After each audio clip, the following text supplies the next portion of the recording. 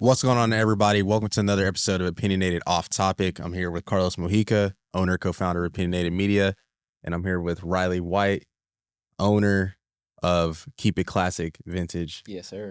Super excited for this one. As you guys can see here, we're in his store.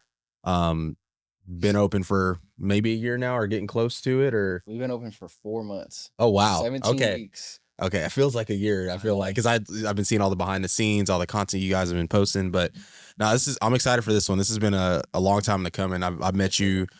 We were talking about it off camera like 3 years ago or 4 years ago at the Fade Box UT collab that you do, and man, ever since then I've always been into vintage, and Carlos has too. And you know, I've met a couple people throughout the years that have done the business but haven't seen it like executed at this level. And I remember one time at Sumataro, I was talking to you when you had your pop-up tent there, and you were just kind of, talking about it a little bit in depth, and you were just like, there's a reason why you don't really see it go to these type of levels and whatnot. So I'm excited to hear everything you got to talk about and get to know you more too yourself. So thank you for having us in this morning. Thank you. Appreciate for it. me, man. I'm excited for Yeah. I guess first things first, just give us a little backstory, because this is Yeah. really the first time I'm really meeting you. I mean, I know we met before, but sure. it was in passing, it was like, hey, Yeah, I'm Carlos, whatever. But just give a little backstory and how you just got started to doing what you're doing today. Got you. So my name's Riley White. I'm from Schenectady, New York, upstate by Albany. And I started by selling shoes in 2014, 2015. Got really big doing that, selling them on Facebook. And graduated high school in 2019. Moved to New York City. Went to Pace University. Was there for about a semester before COVID hit. And around that time, my college roommate kind of introduced me to the vintage world. Really, what it was is I saw, where I come from isn't particularly wealthy, so I didn't really know much about like designer brands and stuff. And I remember seeing these foreign exchange students wearing like Balenciaga head to toe, and then a Metallica shirt. It's like, one of these things does not make sense to me. I don't understand what's going on with this. And so I had to learn more. And my college roommate was like, man, like, I'm doing really good on Poshmark. You should look into this. Give it a few months, and we end up deciding that, this vintage thing's actually really cool. Let's give it a shot. And I had already been selling shoes, and I knew that market was on the downturn, dude. Like, it was, if you know anything about, I mean, it's bad now, but I kind of saw the writing on the wall. You're talking kids are fighting for $20. They're spending $200 to make 20. I was like, there's no way this is going to be sustainable long term. So started getting into it then, and my parents had moved to Austin, Texas. I followed suit, and that's when I really learned about this business, because a lot of the vintage clothing and not environment, a lot of the industry is in Texas. You'd be really surprised. A lot of these big stores in New York, in LA, are coming to Texas to get their inventory. So I just started picking up the game. Shout out to the Goodwill Bands. I clocked it. I call it doing your time. The Goodwill Bands is like a by the pound place, and it's where a lot of kids learn a lot about the business, and it's a great resource.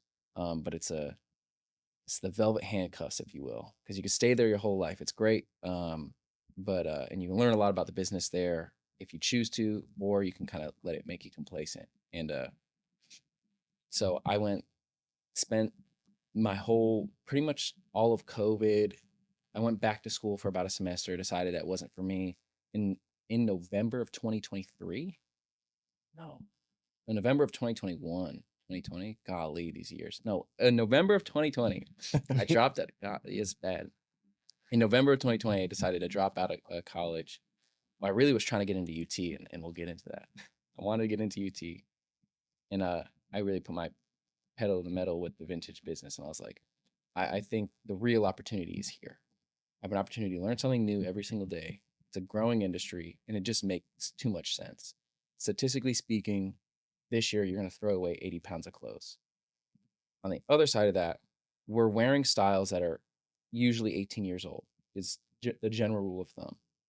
So we're wearing clothes that are based off vintage styles, and then we're throwing away the vintage clothes. But why are people not buying the vintage clothes? And I felt like there was a real gap there, especially in kind of in the market that I understood with like, sneakerheads and stuff like that. I'm like, man, like y'all are wearing stuff and you could just be wearing the original. You're wearing all this fake, like new stuff that looks old. And the industry was in Austin. It was kind of this perfect storm where I was like, all right, I'm gonna give this a real shot. So I dropped out of college, spent like 4 months building up an inventory, really just learning the business. A lot of it is knowledge, figuring out like what does it vintage actually mean and how do you sell this stuff? Where do you sell it? Who's gonna buy it?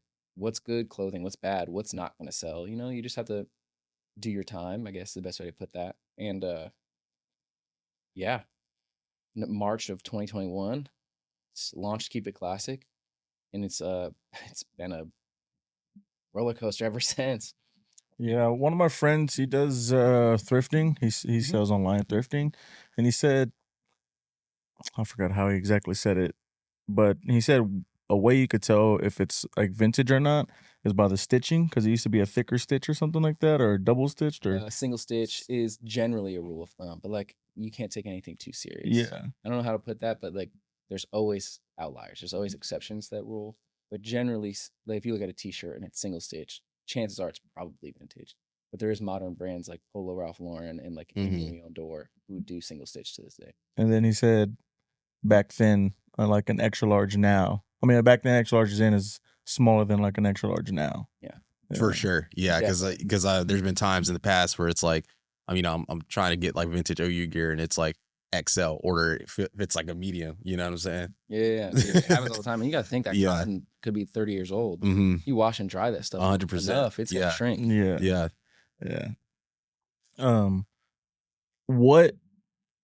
This was a question I thought of coming over here, but what is considered vintage? Like, is there like a certain This is an interesting year that like it has to be from, or is it just have to be a certain amount of years old? Like, what is it considered vintage? Short answer, 20 years. Okay. So anything 20 years or older is considered vintage. But there's people who don't agree with that because the story is very interesting.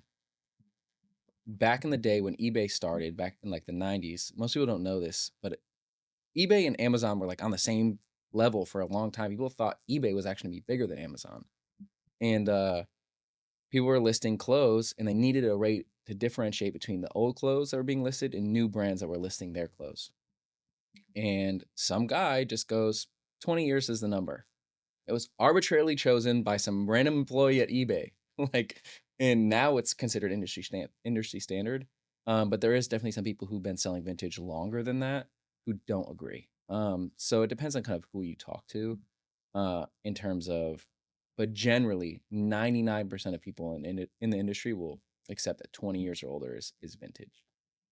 I just think anything that looks old and looks good and vintage. Yeah. I mean, that's just what happened. Yeah. I mean, that makes sense too, because it's like, it's crazy because we're at the age where it's like stuff that, we could have got as kids is considered vintage now. Yeah. Right. Yeah. Like I was at the, seeing like the 05 Texas stuff, like that's 20 years ago. 20 years ago, Yeah. So it's vintage. Crazy. Take me back, man. Crazy. So So bring me another one. So you said you were if you don't mind me asking, how, like, I think you're younger than me. How old are you? 24. I just Yeah. turned 24. See, so 24. So going from, not getting into Texas to starting like the vintage company and everything that you were doing, like being so young at that age, because we kind of understand and been in that same type of mindset.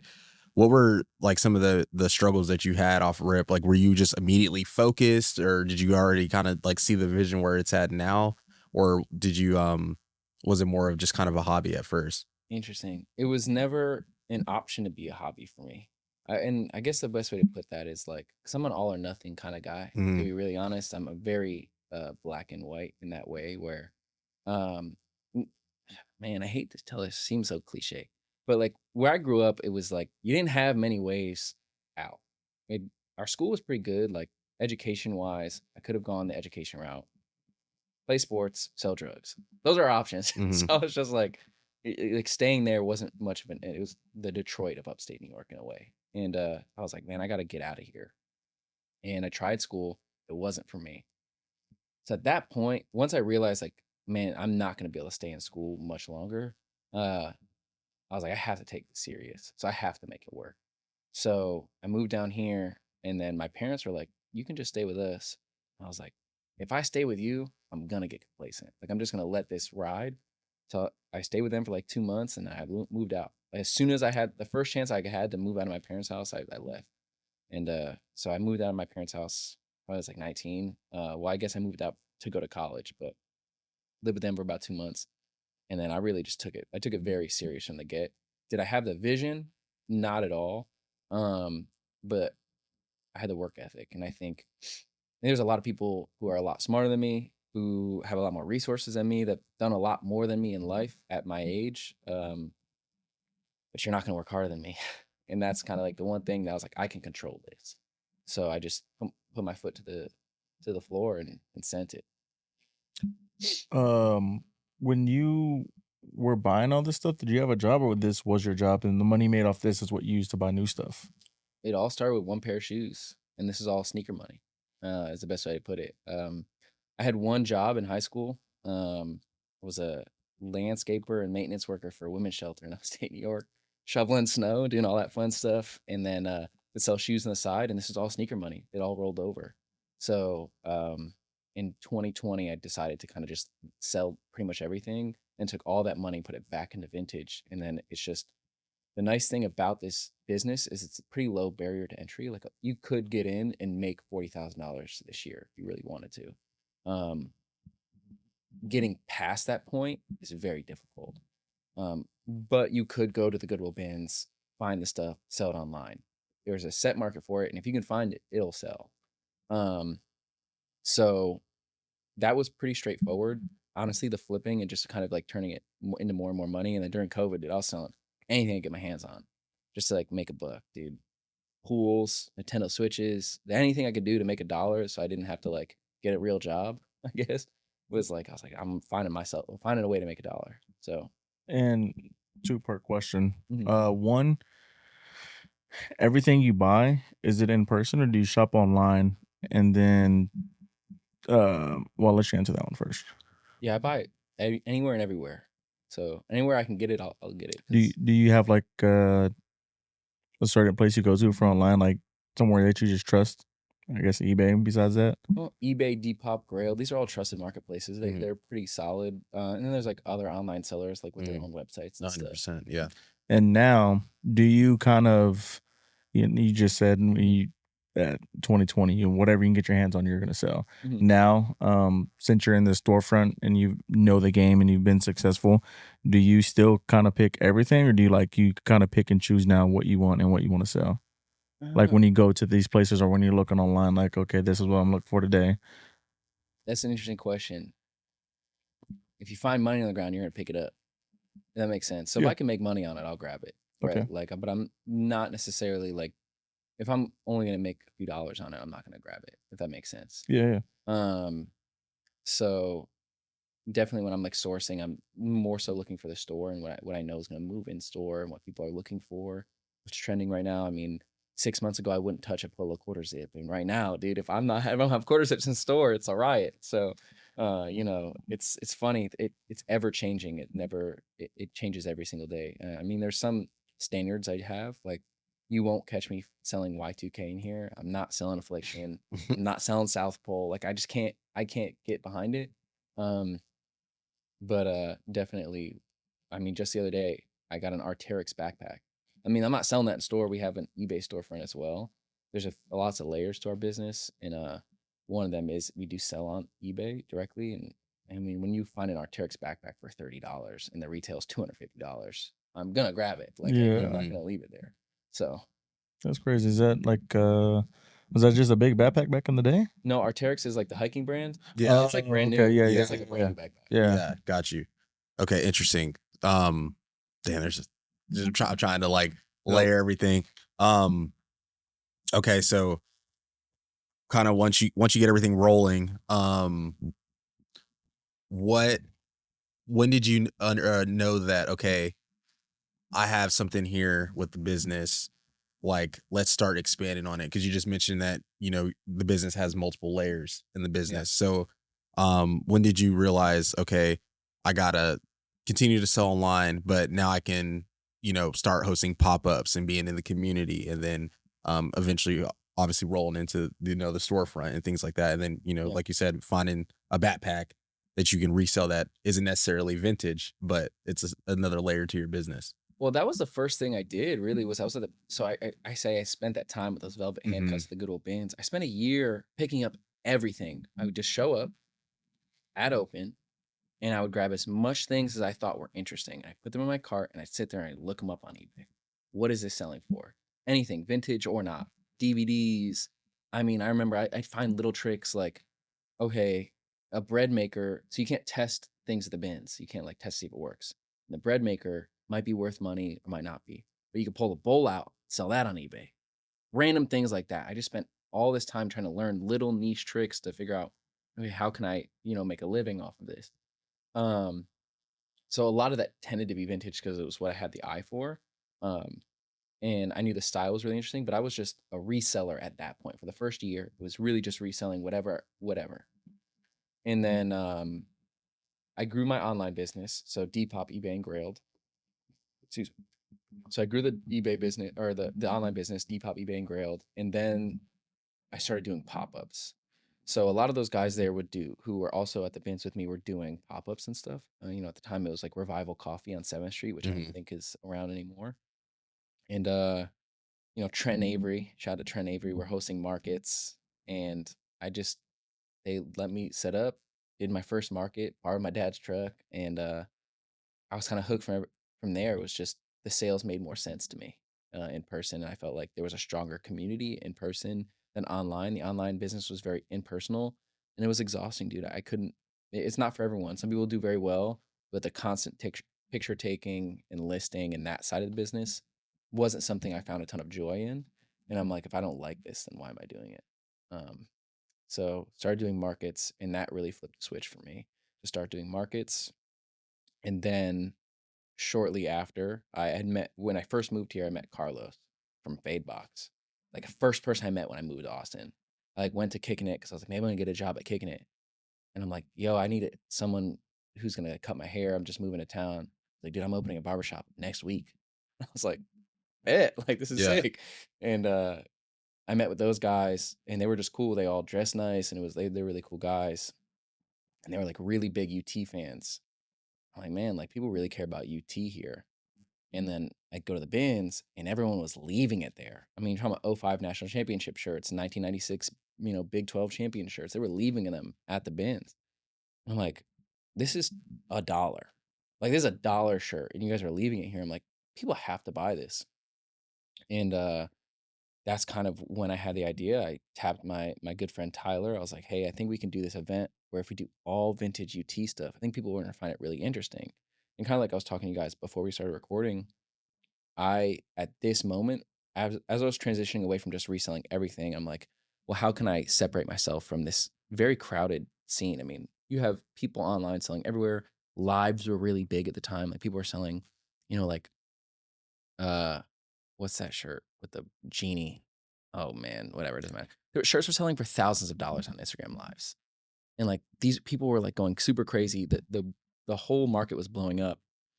And I'm like, how can I separate myself from the scene of everyone kind of doing the same thing? Most people were just t-shirt guys. I felt like there was more to it than just the t-shirts. I definitely didn't want to be a reseller. How can I find my own lane? So I looked at what I felt like how were people actually consuming clothing? Because the lives where people are buying $1,000 shirts didn't make sense to me. As a collector's market, that's not really what I'm trying to be. How are people buying clothing? Okay, you go to an Abercrombie and you look at like the way people shop. And you go to a mall and look at the way people shop, and it's like they walk into a store and everything's like they can just go in and get what they want and leave. And they're not worried about like, man, they're not going to have the denim jacket in my size. Like they have every size. Like, man, if someone could do that with vintage, it would be really cool. But every time you go, like if you go into a vintage store and, hey, do you have another size in this? They laugh at you. Oh yeah, okay, this guy wants a different size. If you walk in here and you ask us for a different size, I'm not saying we're going to say that all the time. But I mean, it happened yesterday when someone was like, hey, do you happen to have this DuPont jacket? Like, actually, we do. Like, how many places can you go in that's the case? So I was like, how can we test this theory? I have this theory that if everything's curated and it's one thing, and UT just made the most sense. People didn't care about it where I was sourcing the clothes at the time. And I felt like the buyers would be interested. it went really well. And that was really the start of what has now become our biggest event.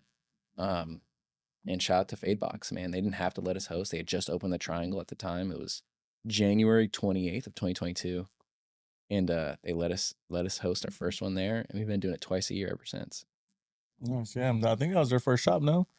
The first one's on Anderson. That's the one we went to on Anderson, because we've been going to Toro for what, 5 years now? I used to work with him at Top Golf, and so I used to never get fades ever. Okay. And I need a haircut now, but way closer to Christmas, so the hair don't grow out, too 100%. fast. But I worked with him at Top Golf, and he was like, "Dude, let me give you a fade. Let me give you a fade." So I used to never get them. I used to just get scissors all the way around, like 2 inches off or whatever. And eventually, I was like, "Fine." And then he was at some other barbershop. Then he ended up moving to Fadebox, and it was that one on. Turo's like, with Sanderson Lake. Yeah. Shout out to Turo, man. Like, he actually I was like looking at my phone, and he had just liked the story I posted. So with those Texas events and things like that, I've seen like this year you've kind of like replicated that formula. Like you did the NFL event. Yes, sir. We were talking off camera. Did the F1 event. I don't know, what other events have you done? If I'm missing any. No, I think it's just that for right now. We have a few more we have some really cool ones in the pipeline that I don't want to say too much about yet. But we're hoping to do more. Like the formula worked, right? And it took us. I mean, this is our 9th one. So January 17th, 18th is our 9th time doing the UT event, which is 4 years strong, which is just crazy to kind of wrap your head around. Yeah, I think the formula worked. It made sense. And I didn't know if people would actually care, but people love it. And I think a lot of it has to do with, if you want cool UT clothes, there's no other place to go. Like, there is no other option. And I'm not saying that you can't find them here and there sparingly. Like, there's definitely other places you can go to maybe find 1 or 2 cool pieces. You have 2,500 of the best vintage UT pieces you've ever seen in your life. And we're able to replicate that time and time again. And we put a lot of care and love into the curation, into the marketing, into like making sure the customers are treated right. I mean, you have people waiting a long time to get in line. And if it's cold, we make sure that we're handing out hand warmers. If it's hot, we're handing out water. So you have a DJ. We're trying to take care of people. I mean, like, the line is part of the experience at this point, and like some people really like it, some people really don't. But I mean, when's the last time you went out and like interacted with a stranger? Yeah. And I think that's been a big thing for people. It's like, oh, they can get to meet people who also care about the same things that they do. And it's like, there used to be this big line culture around shoes that I loved. I loved doing that growing up. So, and it's just not really around anymore. And it's been really cool to kind of create that community and, also have them appreciate it. You know what I mean? Like, I can't remember the last time I waited 4 hours for something and I was happy that I waited that long for it. You know what 100%. I mean? And the fact that people have consistently kind of given us positive reviews around that has been really, truly a humbling experience. I mean, it's like, you can ask Tyler. I mean, he's my best friend now. He's the one I started the UTU event with. It used to piss me off to no end that people were waiting in line. I used to get really upset. I'm like, man, like, these people are waiting and like, no one wants to wait. That's like terrible. And it's like it had all these bad connotations to it. And then like people come in and he's like, dude, if people are happy, why do you hate it so bad? And after talking with these people, in line and talking with the customers and really like getting to know them and why they were there, I did a whole 180 on it. I mean, we try our best not to make people wait for no reason. But at the end of the day, we can only have so many people in the store shopping at a time, and actually enjoying their experience and feeling like the wait's worth it. It's like you wait in line, when you get in the store, it's like, okay, I have my time to actually like go through these pieces and find what I like. Yeah, like elbowing someone. Exactly. It's not like and we have enough product for everyone. We have 2,500 items. That's a lot of clothes. This whole store is burnt orange. It's really like a sight to see. It's really, really cool. So it's a blast. Yeah, that the shoe thing, the Gamma 11s just kind of did that. Yeah, I was literally walking. Because when he said that, I was literally walking in the domain and I saw people waiting outside the Nike store. And I'm like, what shoe drop? Get on the sneakers app. I was like, yeah. I was like, okay. I'm not hip no more, dude. Yeah, same. I haven't. Well, that's when you were talking about it earlier. I actually thought about it because he sent me, he was like, bro, go get on StockX and GOAT right now. And I was like, why? He was like, just start searching up shoes. So I'm searching up shoes, in the past that I've wanted to buy or, shoes that we have or own. And this is the time to buy shoes. Bro, it's It the is. best. The market is It's the best. crazy low right now. It's insane. I got Union ones for $240. Yeah. Union Jordan ones for Yeah. 240 bones. I couldn't believe it. I was like, yeah. I mean, it's a even no-brainer. there's still some like that are like expensive, like 400, 500, but from what they used to be, Exactly. I'm like, bro, what? Like what you sent me those Yeezys? They were what? Like yeah, they're like like the original Yeezys, the Turtle Doves, the Moon Rocks, the Pirate Blacks, like all those. Yeah. They're all like 400 less or less. Insane. I did look up a shoe. I was like, if these shoes are under 300 or around 300, I'll buy them. I looked them up the other day. They're going damn up 98s. They're still like $1,200. I was like, yeah. There's a few that are holding out. But Yeah. a lot of these like the are, Sean Witherspoons, like they're still holding out. They're holding out. The Cactus Jacks are still All expensive too. All the Travis. are they really? Yeah. The off-whites aren't as I still am holding on to a few shoes. So I have all my personal collection. I'm holding on to a few that I was like, I think these are gonna go up in value over time. And like I have some off-white 5s and the Dunks, the pine green Dunks. Mhm. I guess I should say the off-white Jordans. Oh are yeah. holding their value. Yeah, the 10 collection. Yeah. All that original stuff. And it's kind of like bring it to vintage. The original will always be the original. Mhm. So no matter how many times they replicate and stuff like that, like, and it's different with Yeezys because you dropped 100,000 Yeah, same it's- shoe, it all looks the same. Yeah, started just mass producing them. Yeah. But when it comes to like, the off-white Jordan 1s, the Chicago colorway, like, I mean, if they retro, it'll be a whole different story. But as long as that shoe's the original, it's gonna hold it strong. The good thing with the original Yeezys though is like they're completely different from like the V2s. Yeah, for sure. So like The that silhouette. it kind of what holds Yeah. their value in that aspect because they're a little bit different, For sure. But yeah, no, the Gamma 11s said that was like the most recent one. That had like everybody waiting. Crazy work. Just I was like, bro, I ain't seen this in like forever because I mean, you used to be almost every weekend. You used to people Every like, weekend at the lining up for shit. Yeah, Yeah, and that's the thing too. You mentioned that I like, I'll get on TikTok, go through rabbit holes, and like Halo is one of my favorite games ever. And I've been like watching these like videos of like when Halo 3 released in 2007, like people wrapped around the store, buying their Xbox 360, getting the game, and like that dopamine of like just waiting in line for Those stuff. midnight releases for Like, games are yeah. crazy. Some game just had that.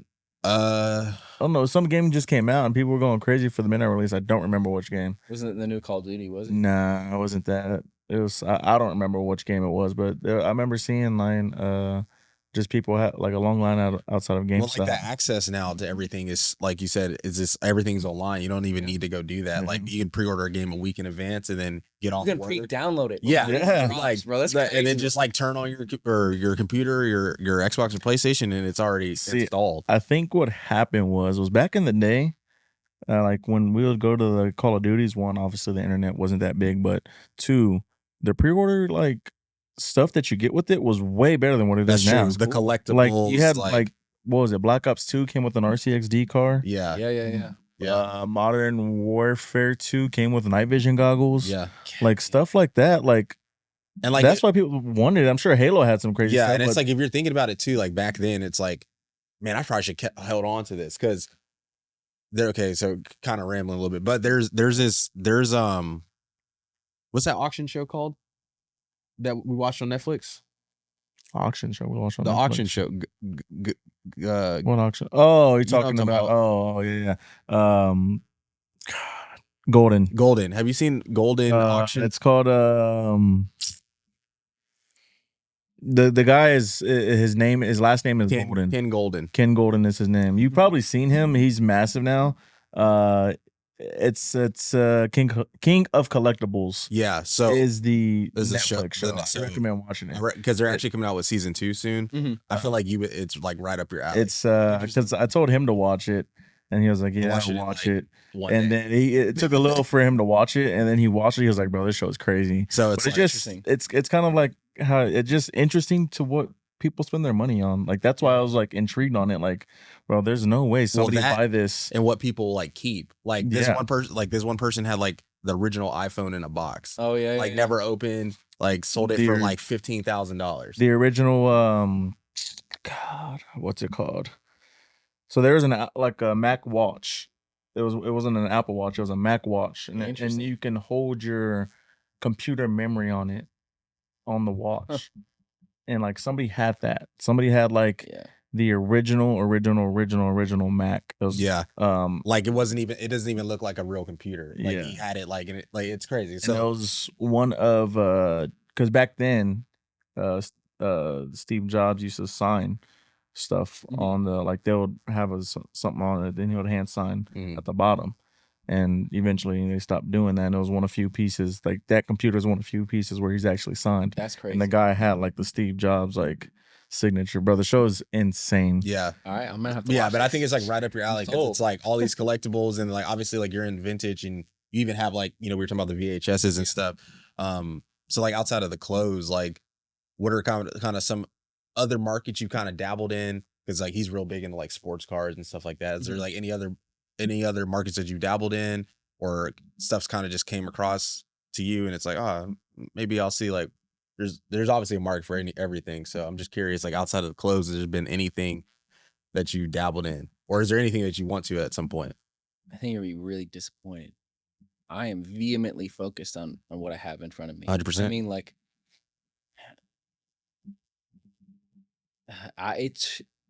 this is everything I've worked for like the past 4 years and 5 years of my life. Like I spent 80 to 100 hours a week working towards this one goal. It doesn't leave much room for other things. Yeah. Like in the beginning, there was a lot more time to search and try to find that lane. But once I found a formula that worked, I'm not going to stray far from that path.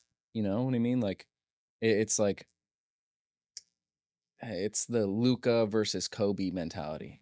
You know what I mean? Like Luka Doncic played, I did not say his last name right, whatever. Y'all know who Luka is. Yeah. He played basketball since the day he was born, damn near.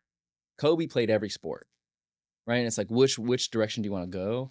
I'm a focus and dial in. I'm not like, and like I said before, I don't think I'm the sharpest tool in the shed. Like, I think there's some other people who've got a lot more going for them than I do. And I'm like, man, I have hard work. Like I'll make it happen. So in doing that, I have to focus. Everyone else is so distracted by all these other things. Like I'm gonna stay really true to what's working for me, and the advantage I feel like I do have, which is momentum. So I'm like, let's just 100%. keep it going. And you know, it's worked out so far. So I'm really thankful for that. It comes out in 3 days. I just looked it up, but I Oh, wanted to make sure that was the name. I was like, I think that's the Oh, name. perfect. Now, But yeah, it comes out in we 3 have days. season 1 and season 2. And season 3, well, season 3, we were. Oh, it's yeah, definitely. season 3. Okay, gotcha. Yeah. But I the reason I watched it was because I saw the cover was the Bretto Jordan 1s. Okay. And I thought it was just like a sneaker show, whatever. Okay. I didn't expect it to be like what it was, and it's like, bro, they're like, it's insane. Crazy. It's insane. I mean, like it's a multi-million dollar $100 million business, you know, like they have like agents and stuff that are like going out finding these stuff to auction and selling them. Yeah. And like changing people's lives too. Like a lot of people will have these items, don't even know it's worth that. For sure. And then boom. Well, they do. It's been around for years. Yeah. Or they do, and they just don't want to get rid of it. That too. Like there's the sentimental value, like they're, you know, like it was their like parents or one episode. There was like a lot of this dude had a lot of Nintendo, I think it was, video games, and like still enclosed in the case. Mm-hmm. They even grade video games. Yeah. They grade everything. They graded everything. And then there's another one. This dude had, you know, like when we're younger and we played with like the 18-wheeler trucks and all that. Oh yeah, like the Hesh trucks. yeah, that's exactly what they were. Yeah. He had like a whole like everything like in his attic, like $2,000. nuts, and he didn't want to part with him. You know, so I mean, sometimes I understand it because I have vintage stuff. Like I have vintage cowboy jackets. I have a vintage Letterman Longhorn jacket. Ooh. But like that was my grandpa's. My grandpa just recently passed away.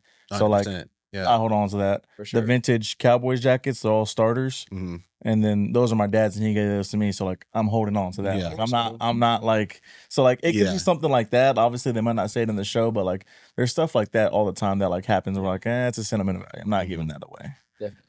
Yeah.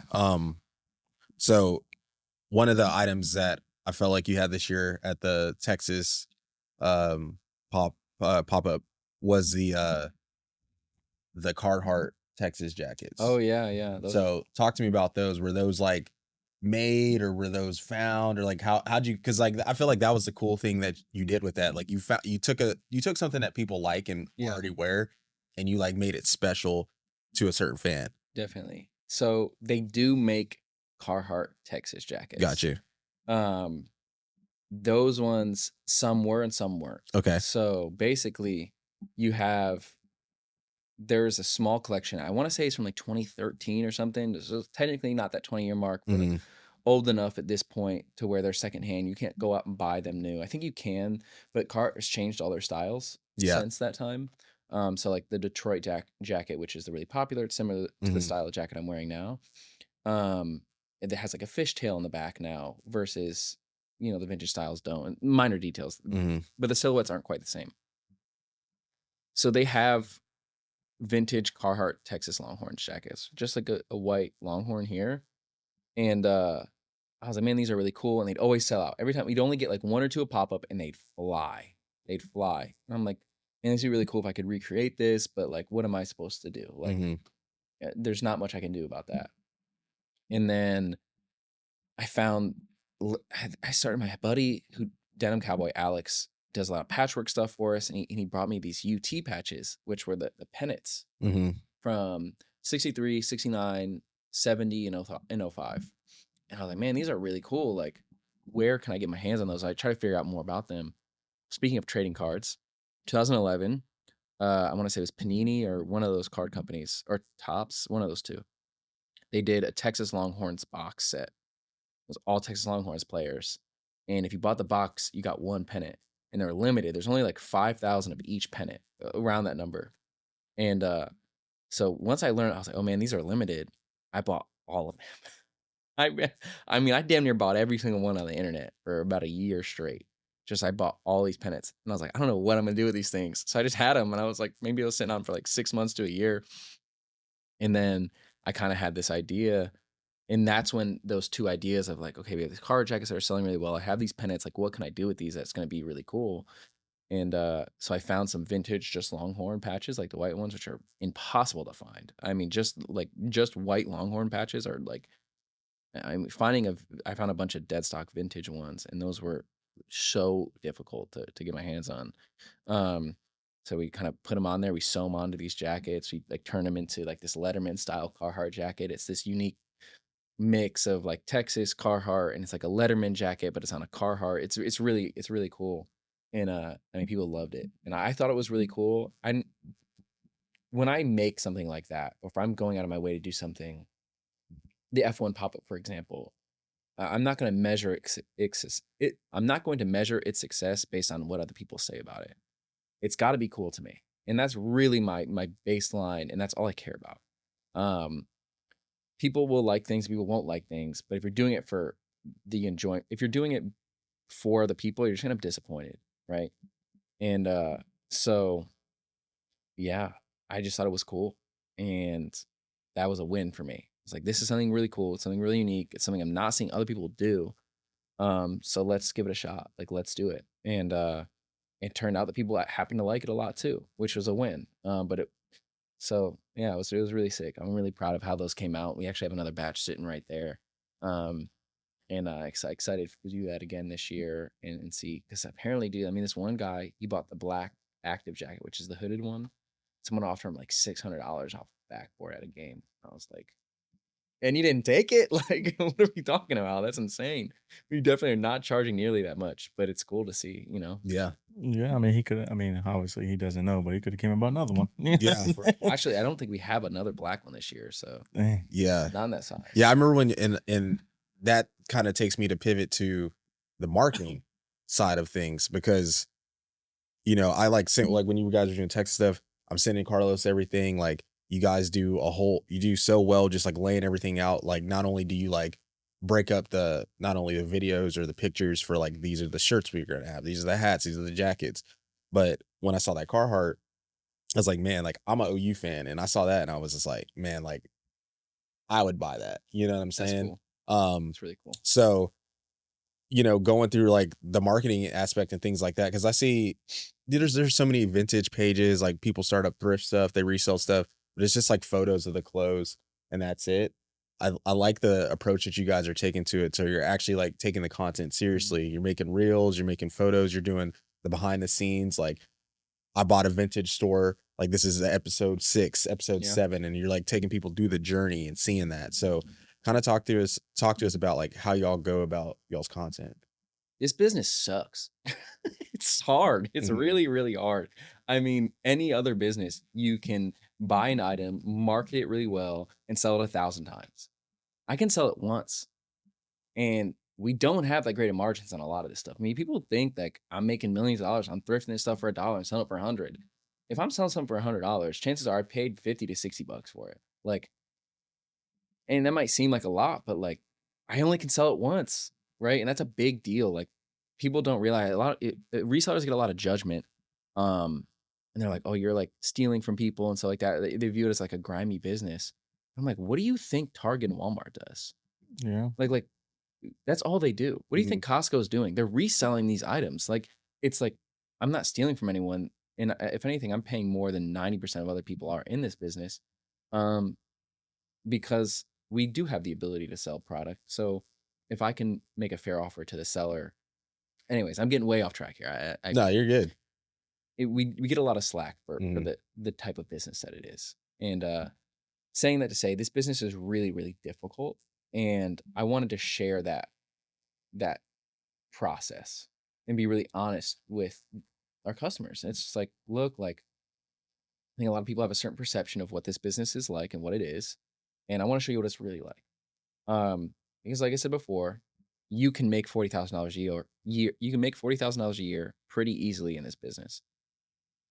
Going beyond that and growing a real business with like employees and all that fun stuff, it's very hard to do. I mean, opening a storefront is not an easy task.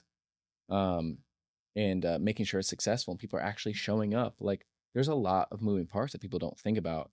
And so I've kind of spent the years attacking one thing at a time.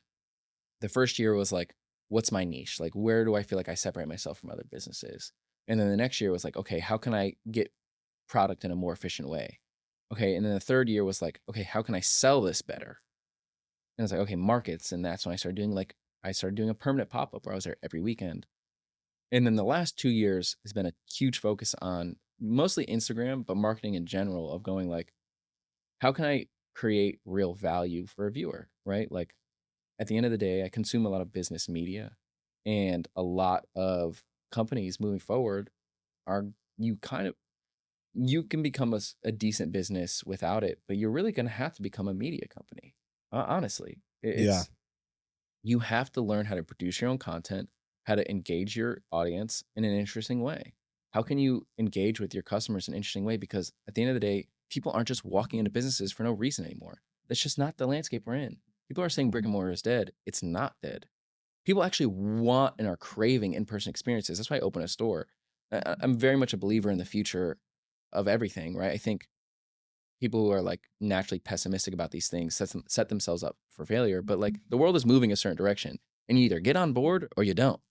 And kind of getting on board for me was like, we have to focus on marketing. We have to make sure that we have a strong brand voice. We have a strong connection with our audience.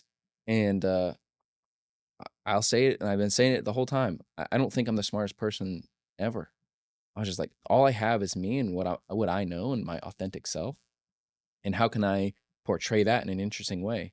Because I feel like I connect with my customers pretty well. They seem to like me.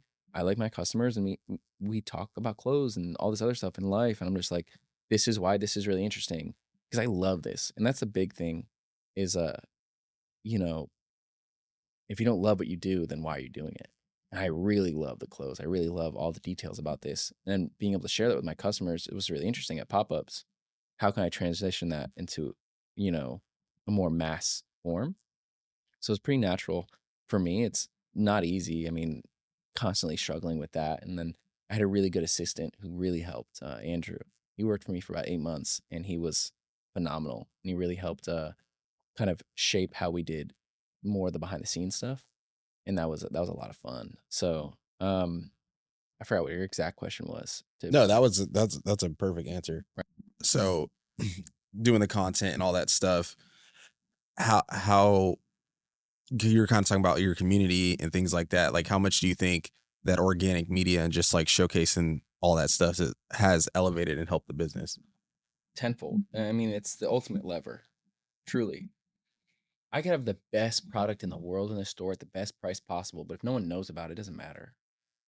And getting the word out has been a very unique lever for us to take a step forward in the business. And I think it's really what's elevated us kind of above the crowd in a way. Because it's a crowded space. There's a lot of people who sell vintage. There's a lot of people who sell clothing, right? And you know, I spent the first few years, like I said, okay, how can I create a product that is truly differentiated? 'Cause I really truly feel like when you walk in this store, it does not feel like any other vintage store in this city. And you know you can go to any rack and find really cool clothes on every single rack. And that's just not the case everywhere you go. And that's not a shot at anyone else. It's just like it's just not. Mm-hmm. There's a short list of places that I can name where I'm like I know I can go in here and find really cool stuff. Um, and they exist, but not a lot of them feel the way the Mhm. store does. So I have the product that I feel is very differentiated and people are resonating with. Most people don't know about it. Okay, well, how do I tell them about it? There's only so many ways, and you have this ultimate lever where I can just kind of from my bedroom post a video, and next thing you know, it's viewed by 1,000 people, 2,000 people, 3,000 people. I mean, we all have this amazing tool in our pocket. It's like, but it's a tool. You got to learn how to use the tool. I think a lot of people just think that they're just going to post a video and it's going to work. And then, it's funny. I've been getting into small business, not management, but like consulting, right? Like helping out other friends with small businesses and helping them kind of like look at their logistics and their back end and their marketing and kind of helping point them in the right direction as like a consulting service, I guess, if you will. Like it's something that I find a lot of enjoyment in. I'm a huge nerd for all this stuff. And, a common problem I'm running into is like, okay, they'll record a video. It's great. And it'll get like 1,000 views. And they're like, well, I thought this would do way better. I'm like, brother, this is years. And you're going to post something that you think is so good.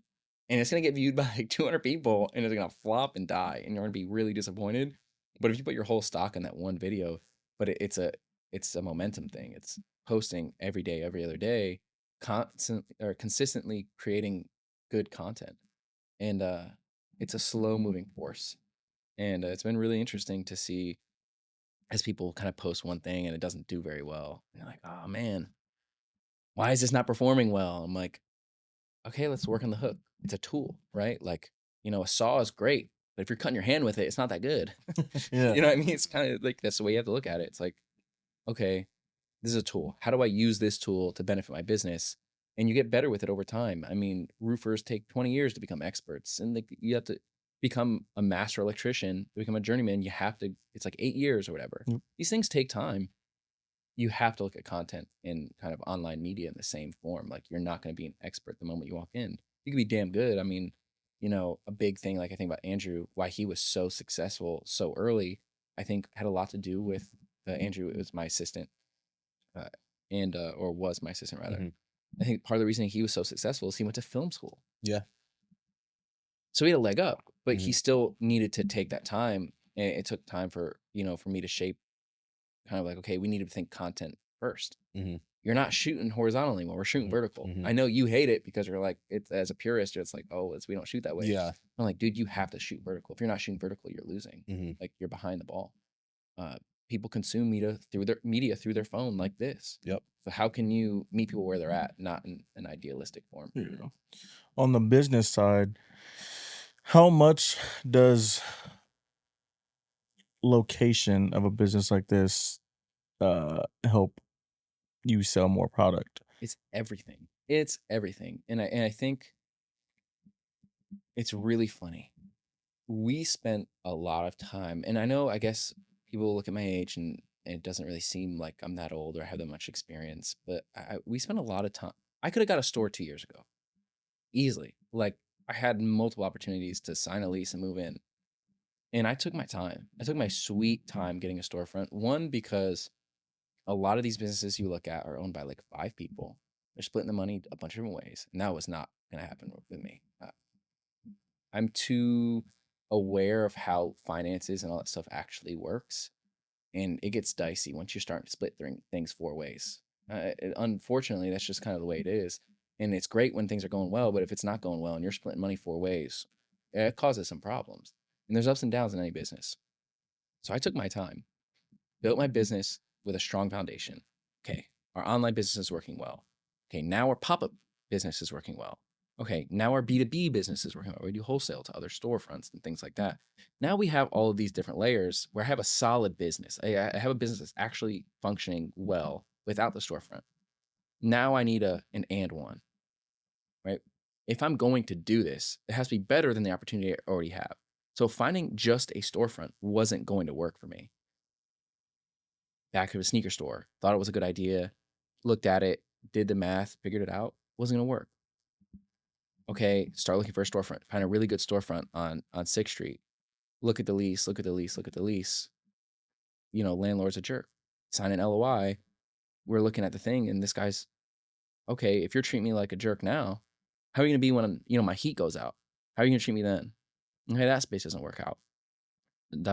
Now I find a space in East Cedar Chavez, right? That doesn't work out. I signed 13 LOIs before I got this space. And I'm sure you guys are familiar with LOIs. If not, it's a letter of intent. And basically, like, you told me this space is $1,000 a month for this much. I'm saying I agree to that price. Now, if all the other details work out, we can go forward. And, you know, a big part of it was the biggest thing that was no to most spaces was a location. But I wouldn't have signed an LOI if the location wasn't good. So location is everything for retail business. You have to have some type of foot traffic and some type of people have to see your business. If you're in the back of a strip mall and no one's going over there, your business, unfortunately, I'm not saying it's going to die because there's a lot of great small businesses in those. There's a lot of great businesses in those small strip malls, but it's tough. It's really, really hard. And I didn't want to do this unless I knew it was going to be excellent. So finding a prime real estate location was a really big deal to me. Because if I'm going to do it, I'm going to do it. I want to be the best, honestly. Like, in the most humble way I can say that, like, I'm not doing something to do it halfway. So there was a very few options in Austin where, like, this was going to make sense. You're talking East 6th Street, East Cedar Chavez, South First, South Lamar, South Congress. That's pretty much my only options, which is not a lot. Yeah. And South Lamar and South First are the most expensive real estate in the city. I mean, and this is not cheap either by any stretch of the imagination. But I'm like, if I'm going to do it, we're doing this at the most excellent level that it can be done. And if it doesn't work out, now I know. But a lot of people sell themselves short by not doing the best that they can, if that makes sense. Because in our heads, it's like, well, if I don't try my hardest, I always have that excuse in the back of my head going like, well, it didn't work out because I didn't do it the best. I'll never have that regret. I'll never have that regret of going like, I didn't try hard enough. I didn't go hard enough. I went as hard as I can go. If this doesn't work out, vaya con Dios, right? Like, it wasn't meant for me. Yeah. If this doesn't work out, it wasn't meant for me, and I'm not going to harbor no feelings. I'm never going to regret, be like, man, I didn't try hard enough. I put my heart and soul into this place. And, you know, I thank God for that. So, and that was, I don't know if that answers a question, but location is everything. It really is, especially in a retail landscape.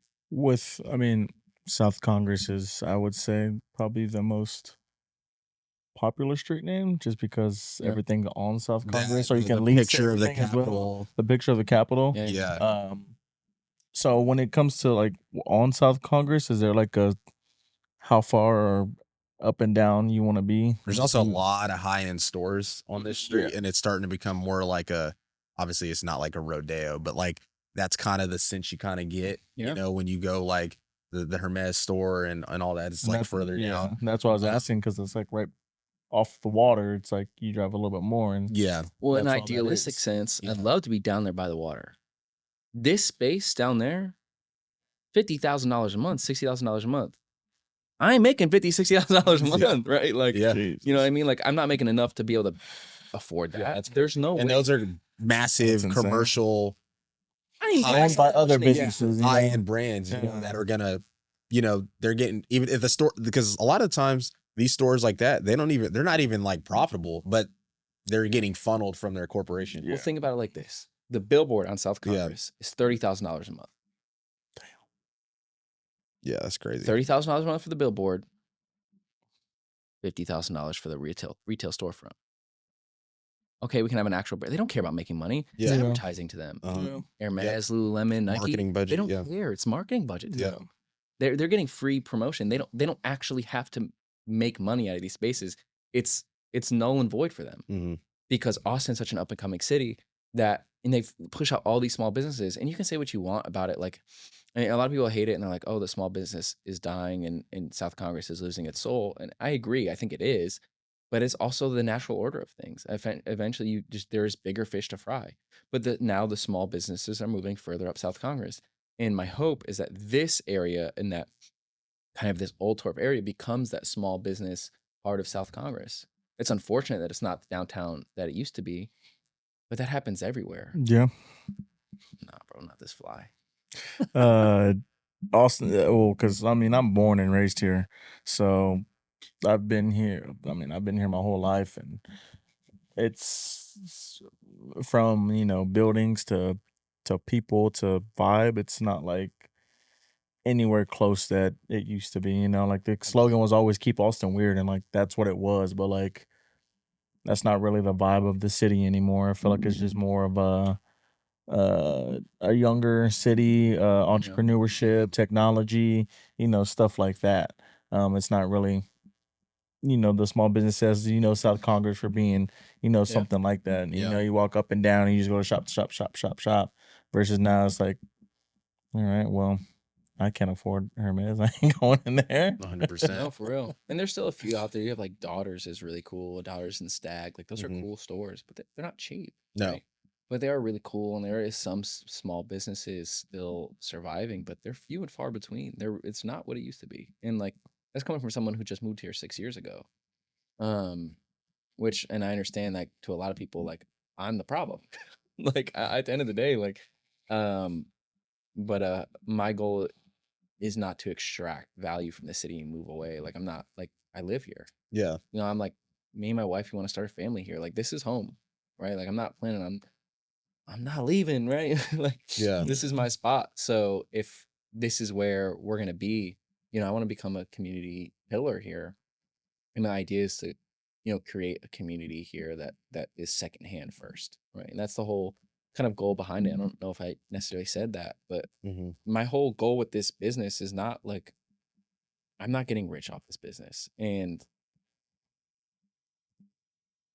if my goal was to get rich, this is not the business I would choose. I've seen I've had way too many other opportunities that would have been a better monetary decision for me, essentially, is the best way to put it. Like I could be making a lot more money doing other things. And that's not to say that this isn't worth it. I love what I do, but this is not a decision I made because of money. This is one because it's the right thing to do. I think we should be buying secondhand first. And kind of like we were talking about before, it's like, okay, someone comes in here and they see a car jacket for $300 and their eyes get big and they're like, what are you charging $300 for a car jacket for? This is insane. But then they walk out. Let's say they buy it and they walk out the doors. It's still worth $300. When you buy vintage and you're buying secondhand from a store that's not trying to, just price gouge for no reason, these things have their value, right? There is stores, unfortunately, that are charging well above market value. We're not one of those stores.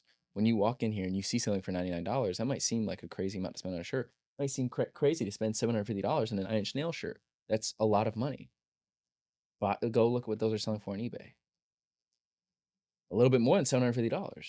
It's not. It's just what these things have value. So when you walk out the doors, you can turn around and sell this stuff or wear it for a few years and then sell it down the line. It has real value. And I want people to think secondhand first. If you've seen some of the things that I've seen when it comes to the back end of this industry, by how much waste we really produce, I mean, it's loosely banned, but like you can't, technically speaking, in Mexico, you can't buy not made in Mexico clothing because we produce so much waste that we were like killing their industry, basically killing they wanted to start textile industry. Mexico is now competing with China to become the main manufacturer for the United States. They've been trying to build up their industry for the last 30 years. And if we're just throwing all our clothes away, not like just throwing it all away to Mexico, I don't know how to say that in a better way, but if all of our waste is going into Mexico and they're just purchasing our secondhand clothes, which are good clothes, it's not a bad thing. Like we throw away so much good quality clothing. If there's no reason for there to be an industry there.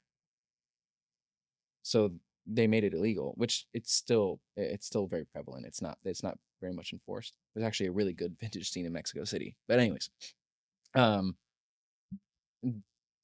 we're producing so much waste. It's cheaper to basically we're shipping out millions and millions of pounds to like, Turkey and Pakistan and stuff like, and I can show you the pictures of these just acres and acres of land out there that's just like landfills for clothing. We're constantly throwing this stuff away. It's like, why are we not buying secondhand stuff? Everything we wear is based off secondhand styles. Like, why are we making new clothing? It's just not it doesn't make sense to me. And I get some of it, but at the end of the day, like I really just I don't buy new clothes. I just don't find a need for it, honestly. And it's not me casting judgment on people who do. It's just, that's what I believe in my heart. Excuse me. That's what I believe in my heart. And I really am trying to like push that on other people in a way. It's like my doctrine in a way. It's just like, this is what I believe, right? Yeah. And it's not baseless. It's like, look at the landscape of the world that we live in. We constantly hear like, F fast fashion and all this fun stuff. But it's like, what are we really doing to change that? But then they go to a thrift store and it's like, oh, this all stuff is kind of gross and this isn't really cool, right? Like, you're selling me this dream of secondhand, but it's not really cool. Okay, well, let me create a space where secondhand is really cool. And you can actually come in here and get really cool clothes. And then from there, I don't know what's next after this, but like, the whole idea is to, purchase secondhand more than anything. So, Yeah. And the thrift stores also aren't what they used to be, and the prices also aren't what they used to be either. No. Definitely not. Thrift store kind of expensive now. But I mean, you got to think inflation's going crazy. And it's funny because resellers get a lot of blame for that. And sure, I mean, I'm not saying that there's no blame there for resellers. It's just, how can you get the blame when we're the ones who set the market? There's no reseller if there's not people buying the clothes. Exactly. Honestly. Like the consumer is the one who's setting the market, 100%. Like we were talking about, the sports cards earlier. Like, what's in demand? If I say I don't know, Luka Doncic's card is $40, that card's going to be $40. Yeah. But if I'm the first person to buy it, and then the next person buys, spends 40, spends 42, it's going to stay around 40. But if I buy it for $1,000 and like, oh my God, this card's worth that, like, we're the ones who set the market. It's not really. All of a sudden, it's worth $1,000. Yeah, it's not really the seller's fault. It's not the reseller's fault, because we're the ones who are setting the market for that value of the card or whatever it is. And what are these thrift stores supposed to do? Yeah. Like, and I will say, there's certain brands of thrift store that I do not agree with. I'm not gonna publicly call anyone out here, but there's certain ones that I'm not a huge fan of.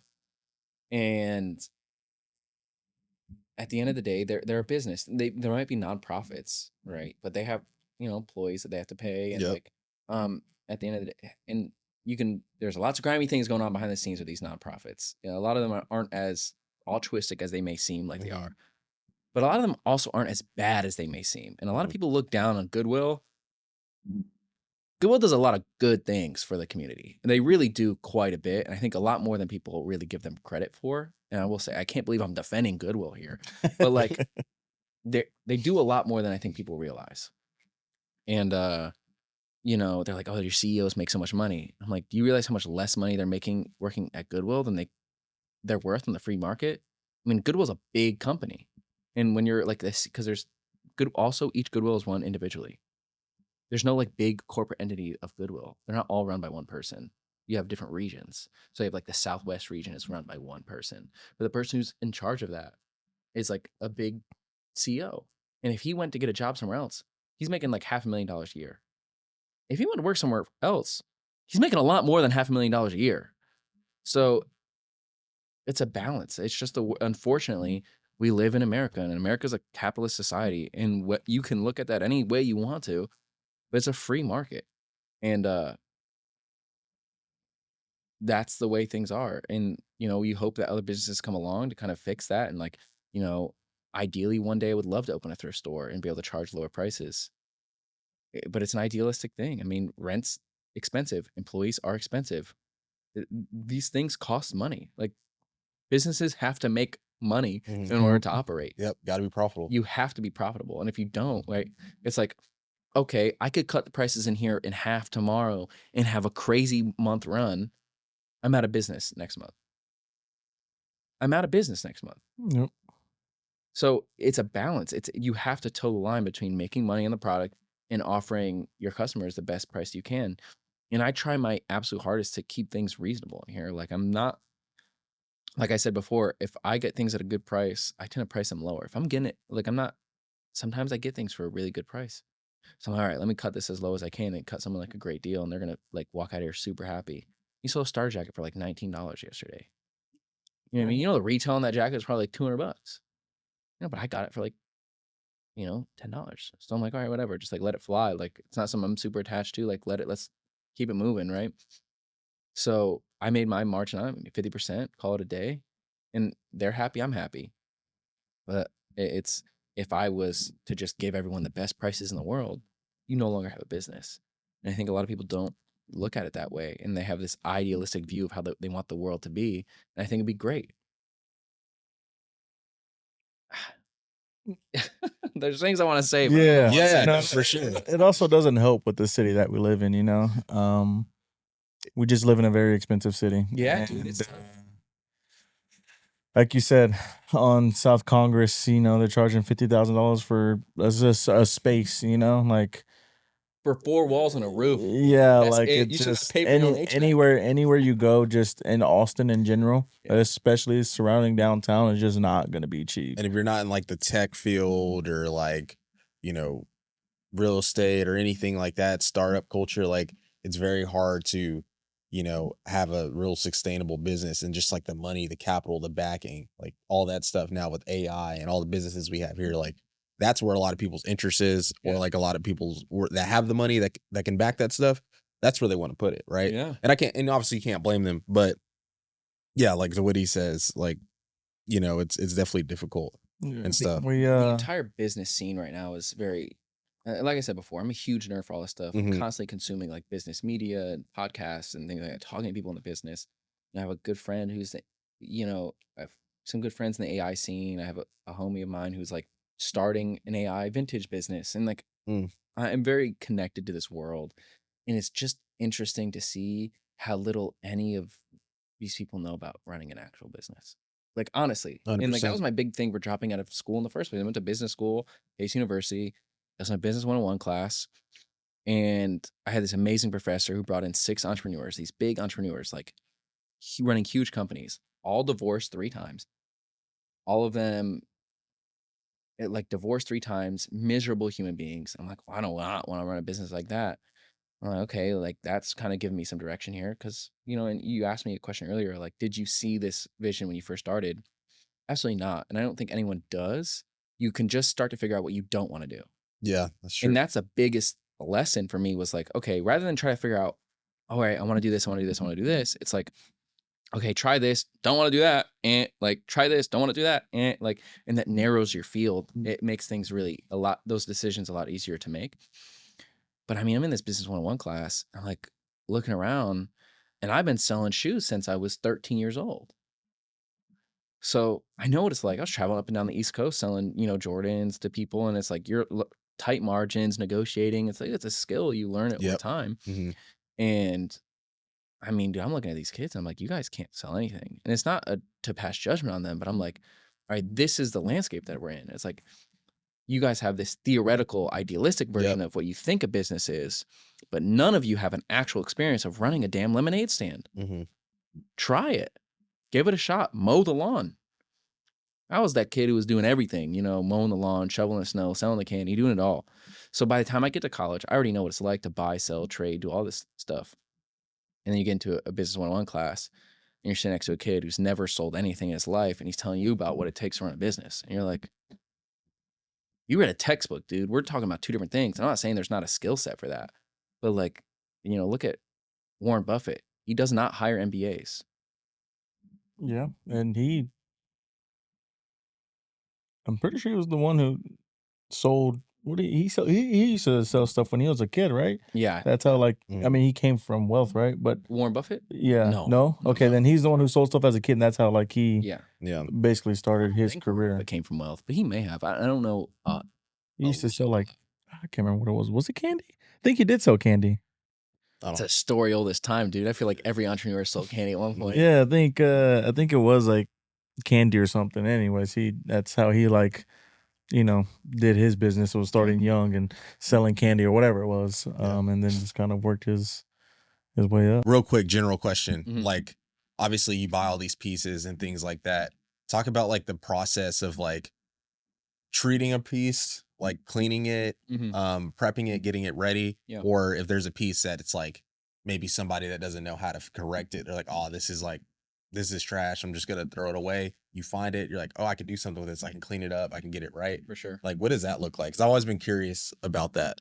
So there's lots of different things that we do. Every time we get in product, now we buy a lot over the counter. So when I buy over the counter, I ask that it's washed beforehand. If it's not, it's about 50-50. But a lot of times guys are bringing me washed clothes, which helps a lot and kind of put it right out on the floor. But there's a lot of things like white shirts and light gray shirts. We have to, treat the stains. We try to wash everything. I'm not putting something on the floor if it's not clean. But there is sometimes that stains are just set, and there's certain things that just aren't worth getting out. And matter of fact, there's just, I don't know how else to put that. If it's a $20 shirt, I can't put a ton of effort into getting the stains out of it. So I'll just drop the price like $5-10. Someone gets a good deal because it's stained and whatnot. Like there's just difficult stains to get out. Let's say we get a bunch of shirts in, a bunch of white shirts. We're gonna treat them. LA Totally Awesome spray you get at dollar store. That's your trick right there. That's the secret sauce. It's super cheap. Spray it, let it sit in the sun. It'll bake those stains right out of it. And then so that's my trick to get out white stains. But what we'll do is like right now, for example, my garage, I got about 1,500 pounds of clothes sitting in my garage. And I got to do a big laundry day. We usually do one big day at the laundromat. I'll sort everything by colors and textile. So like all the canvas stuff will go together, all the denim will go together. Then it's all the white shirts, then all the light like grays and tans. Then it's all the dark colors, so like black, navy blue, dark gray, and every other color will come together. So bright green, bright orange, bright yellow, that stuff. The reds. Got to be careful with those reds, dude. They'll stain your stuff. Yeah. We'll wash everything. We'll spray the whites and grays, any stains we see with the LA Totally Awesome spray, give everything a wash once over. Then it comes into here, we sort it for kind of what it's going to come do. So like, is it going to be in the store, or is it going to go straight to eBay, or is it going straight to our wholesale business, or kind of like, where's it going to go from there? But we pull out those items that are still stained after the first wash. Then from there, they sit in an oxy pile for approximately 2 to 3 years, because it takes me a long time to get to those. We call it like a death pile in the industry, I guess. It's like it just kind of sits there, and I'm just low on time. Usually, it takes me a long time to get around to it. But from there, I'll give it that spray, let it sit in the sun. If that doesn't get it out, then you can do an overnight OxyClean bath. So you take warm water, OxyClean powder, and like a laundry booster of some kind. I use like 20 Mule Team, I think it's called. You can get it at Walmart. Let it kind of soak overnight, and then wash it again, and kind of try to get those stains out. So that's like t-shirts, sweatshirts, stuff like that. But let's say like I can repair zippers. I taught myself how to repair like let's say like the pole on this was broken. I can repair that. But if there's teeth missing on the zipper, there's not much I can do. I actually did a whole video about it not too long ago. Maybe I guess it was like a year ago now, which is kind of crazy. I did a video about that. If the teeth are messed up, you can replace the whole zipper. And we actually have an in-house tailor. Shout out to Alex, Denim Cowboy. He does a lot of our repairs. So let's say like I get a pair, like the pair of pants I'm wearing today, like a lot of the repairs you see, half of them are original, like how we got the pants, and the other half are like done by him. So he'll kind of repair a lot of goods for us. We pay him and then to repair a lot of stuff for us. And he also comes in once a month to kind of do direct to consumer stuff. So he'll come in and like, let's say like you wanted a pair of pants hemmed or whatever, like he can kind of do that for you. He has his own business on the side, but we just we do so much business with him. He's like almost a partner at this point. 100%. How much do you cost to repair? It depends on the hole. It depends. Everything depends on like how difficult the repair is. I have one of the starter cowboy jackets. The I guess I don't know what you want to call it, the lever, whatever this is. The pole, yeah, it's broken. So like the square's still there, but like you can't zip it up and down. So it's just basically a pullover. I'd have to see what it is, but I I mean, if it's just a quick fix, I'll just do it for you. Like Okay. I'm not when it comes to like fixing zippers and stuff. I try not to charge people because it's like something I can do for fun. I enjoy it, and it's like a puzzle to me. But sometimes it's like beyond my skill set. I actually need to order new zippers today. But yeah, dude. I mean, it all depends on like the repair and what's Yeah. needed.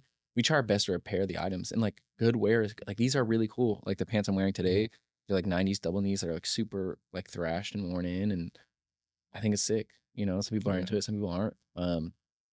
There's a whole scene of vintage that's in like really into super worn in stuff, and they call it like negative space, which I find hilarious. A little bit much for me, but like, you know, I like good wear. It shows character, and like the items have a life. I mean, these are 40-year-old pants, dude, and they're still holding strong. They might be like all tattered and stuff, but like at the end of the day, like the structure is still fine, and I can just repair them. Yeah. And you know, when you buy good quality clothing, it's worth repairing. So Levi's, Carhartt, these brands that have been around forever, you know, it's worth, you know, putting the money in to actually get them Yeah. repaired. Yeah. Two last things for me. Yeah. One, you've kind of said it throughout the whole podcast that you don't really like to buy new clothes, and then you're also in a vintage store. But have you ever thought about making your own merch, like a vintage style merch with like, I don't know, your store name? Because your store name is fire. Keep it classic. Thank I you. feel like you can do a lot of like cool merch with that, you know, name. Yeah. But at the same time, like you also have these other clothes that you're trying to push out. So have you ever thought about like doing your own like t-shirt in general? Yeah. I mean, or catered to Austin? I've definitely thought about it. Like it'd be on vintage. Yeah. Because we do. So we actually have over, and I'll show y'all a sneak peek. We actually are doing our first run of merch for the UT Nice. on vintage sweatshirts. Actually, I don't know if I have them on me today, but we are doing our first run of on vintage sweatshirts. I'm really excited about those. And they're all like hand printed here in Austin, done by like a local artist named Mexican Ice Cream is his Instagram handle. I'm really excited about that. And he does really cool work. He's like they're just very talented. And it's a really like a collaboration that I'm like, very excited about because you don't meet very many people who do things with excellence, period. And when you find someone who's like really cares about their craft and is very like takes it very serious, it's always a breath of fresh air. So I'm excited to work with them. And then you have yes, I've thought about it. I put a lot of thought into it. Actually, I've been hoarding vintage blanks for years. That's what I was gonna ask. Like, Years, when you like- said on vintage, is blanks, right? You're buying blanks. Okay. Yeah. So like, I mean, I have a lot of big plans to do some stuff in the future, but I've been hoarding this stuff for years. So we're doing a quick run, trying out some different colors and stuff like that. But I have hundreds and hundreds of blank t-shirts sitting on ice, just sitting there waiting for the day. Like I kind of had a few different plans of what I want to do with them over the years. I haven't decided yet just what I want to do with them. But yeah, definitely something I've thought about. It wouldn't be on new clothes though. It wouldn't be manufactured that way. I would, over getting new clothes, I'd blast over graphics. So I just buy a bunch of at this point, you know, I get 100 random, you know, junk vintage shirts that are just like visit Montana or whatever, like random stuff that's like not really gonna sell. Just blast over it with our graphic or something like that. It would definitely be that direction before I went to, you know, new clothes. Gotcha. My last one, since you know you moved here, this city has meant, you know, so much to you, and you've done, I think you said 9 Texas pop-ups. Yeah, this is our 9th one. Or 9 will incoming.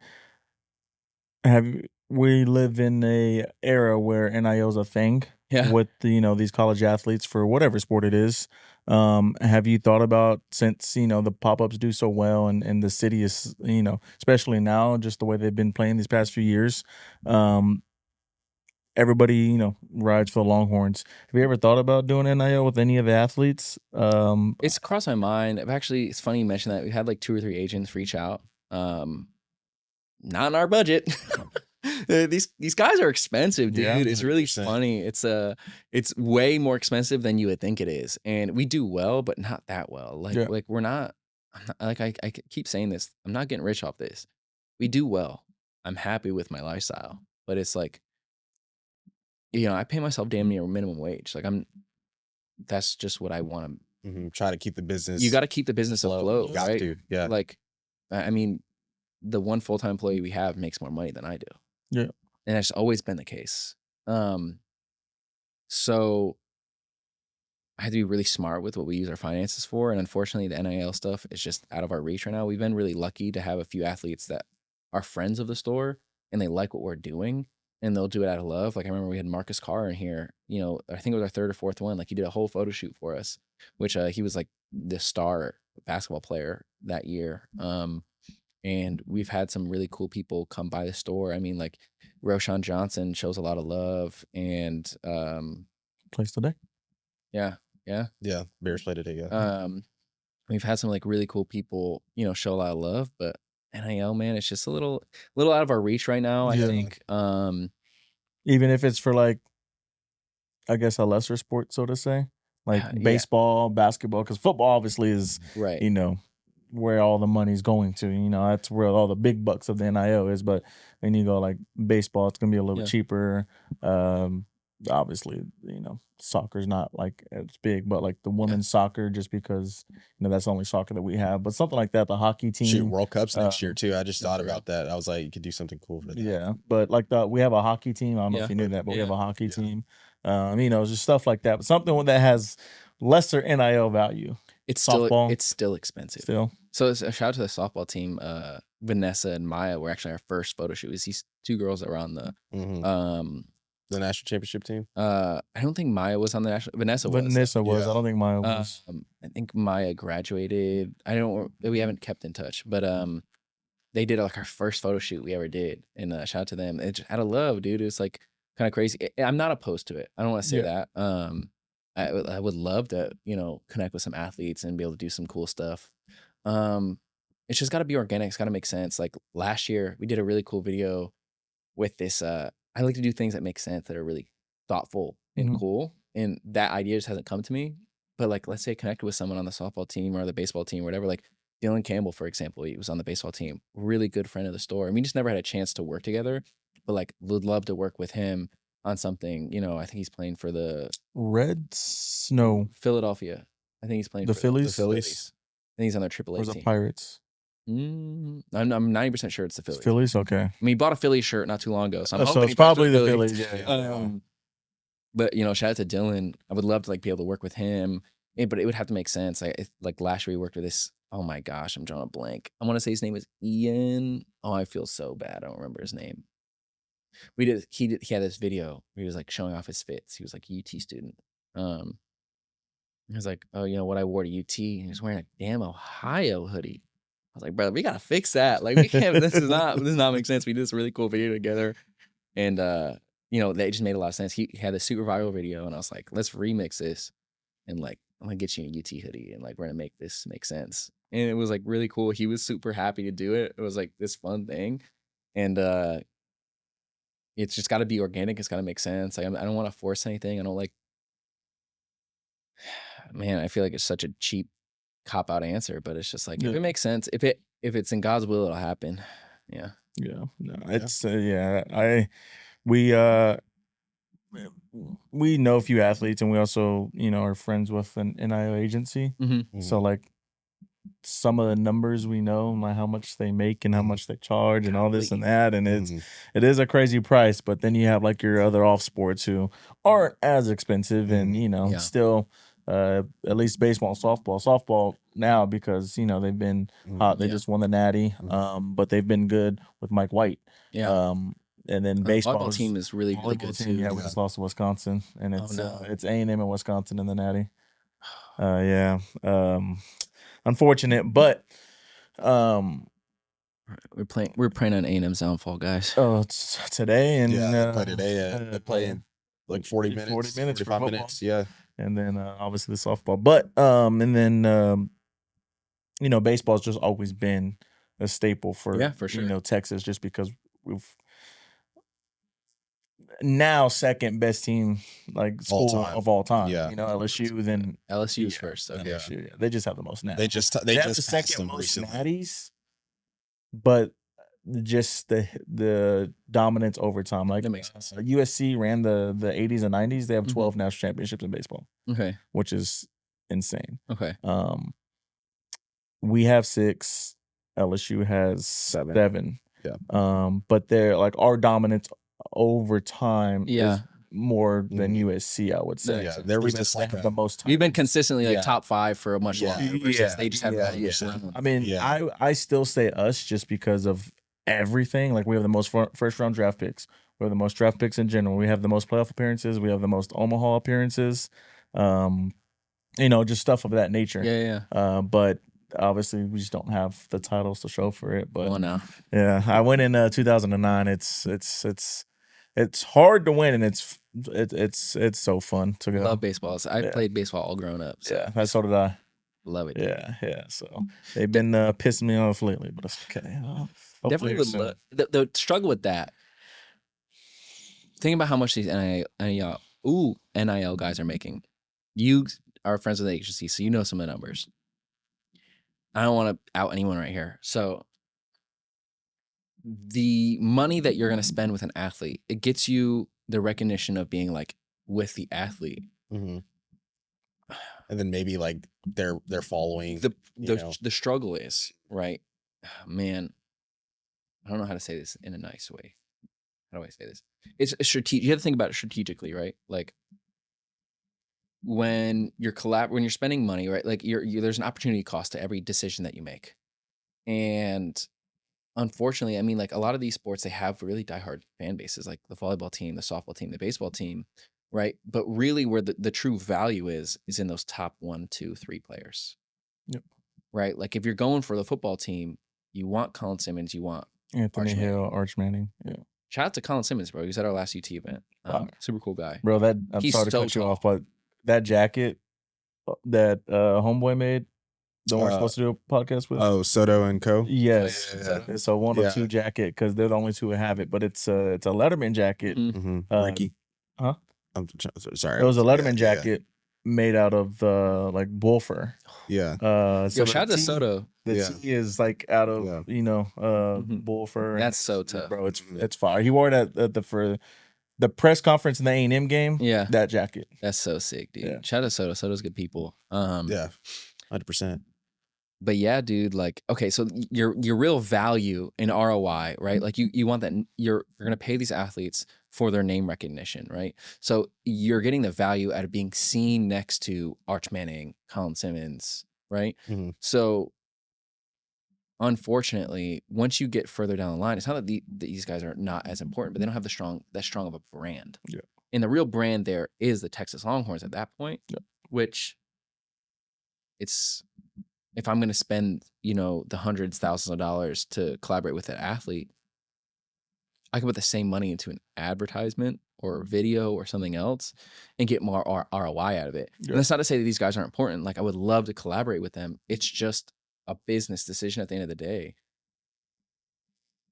And like, I want so badly to work with these guys, but we're not at a scale where it's economical for us to spend that money, because I really want to be able to put money in these guys' pockets, and they're busting their butts. Mm-hmm. They're putting on for the brand of UT. I love it, dude. I'm their biggest fans, but I also have to keep our business alive. And if it's between spending $1,000 to have, Colin Simmons there for 30 minutes. Yeah. But the thing is like for $1,000, you're not getting Colin Simmons. Yeah. You can't even get Colin Simmons to blink at you for $1,000. Yeah. Unfortunately, like that's just the way it is. He's the number 1 guy. So for him, it's tens of thousands of dollars. Yeah. Right. So for $1,000, I'm getting, Trey Wisner, I guess. Yeah. If that. Yeah. Yeah. If that. Like I'm getting like 3rd string QB. Yeah. Right. Trey Owens. And I'm like, yeah, great. Like Trey Owens, great. Like solid kid, putting on for the school, like hardworking, like he's doing his damn thing. Like he made it onto the UT football team. That's no small feat. Yeah. Like 3rd string or not, it doesn't matter. I'm a business owner. Does everyone know who? Yeah, it's not beneficial. Like that money, like while you're bringing this person on, that money could be used elsewhere that could go longer. Which is crazy to say. This is really off topic, but I feel like Trey Owens was a bigger name than an actual backup quarterback. Then KJ Lacey? No. He's a fourth. I mean, he was No, he's a a third string. He's a second string. Well, now he's the second string, but no. You're talking about the white boy that came in against Florida. Caldwell? Caldwell, Matthew Caldwell. Got you. Like that was our second string quarterback, yeah. but everybody knew KJ Lacey. Everybody knew Trey Owens, but like nobody really talked about No, because he was a transfer, a great transfer. That's why. Yeah. And that's the part of the tough decisions that you have to make as a business owner, because like it'd be so cool, and there comes that balance where it's like, okay, I'm doing things because I care about them. I think they're really cool, but they also have to be economical. And you think, okay, with the UT event, it's not just me, it's me and my good friend. So it started with Tyler. Tyler moved out of town, and I brought on a friend of mine, Nick, and now he's my partner with that, where he also kind of puts clothes together, but we split the costs of these events.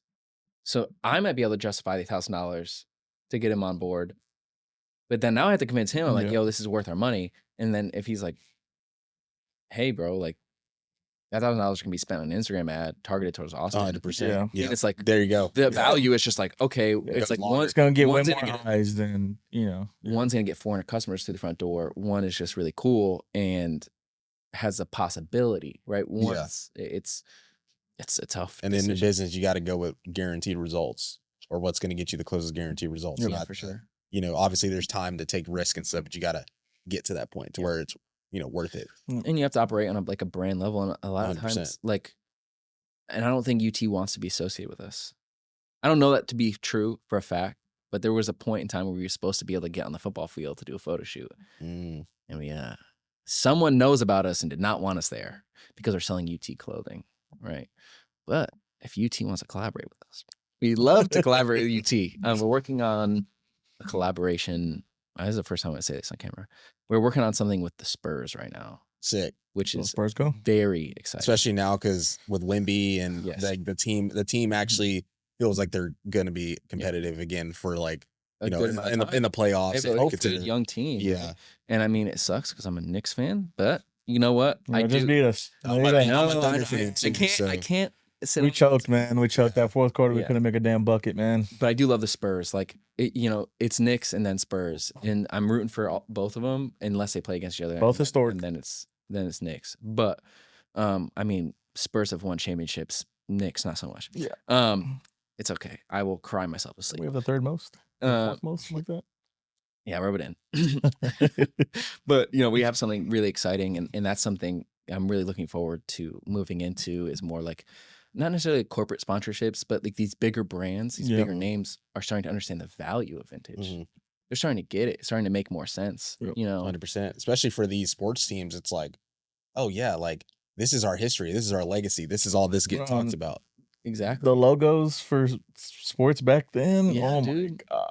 Well, before it was like all like I call it a corporate hellscape where it's just like Nike owns. There's everything. Back in the day, you had multiple brands competing, right? So they had to make really cool clothes. You had Local Athletic, you had Nike,